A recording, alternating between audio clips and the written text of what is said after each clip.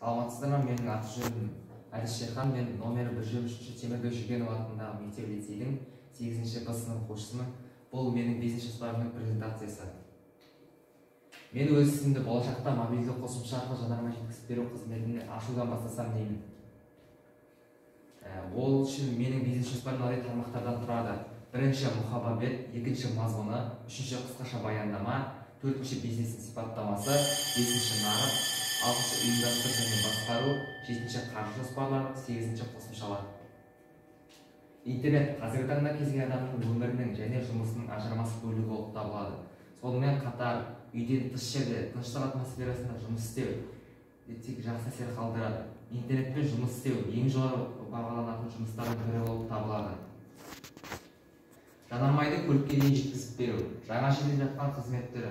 Мұндай бизнес еліміздің ірі қалаларында кездеседі және жанармай таусылғанда, сонымен қатар уақытты үнемдейтін жағымсыз жағдайлардан көмекке шақырылады.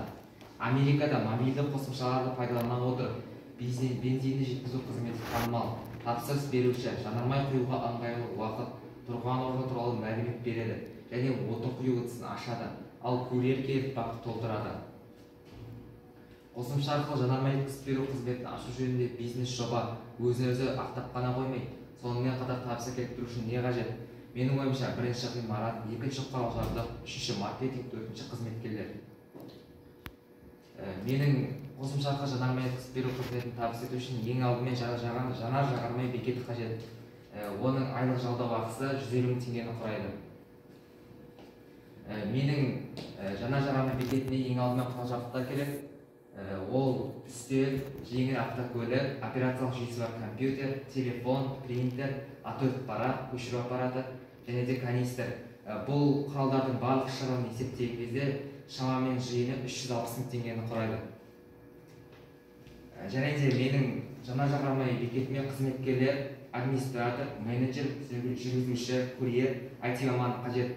Бұл қызметкерлердің айлық жалақысының жиыны шамамен 340 мың теңгені құрайды. Қосымша арқылы жанармай жеткізіп беру қызметі тұтынушылар, яғни олардың тізімін жүргізушілер, әйел жүргізушілер, жанармай таусылғандар, мобильді қосымшаны жақсы қолдана білетіндер, және де қалталы жүргізушілер.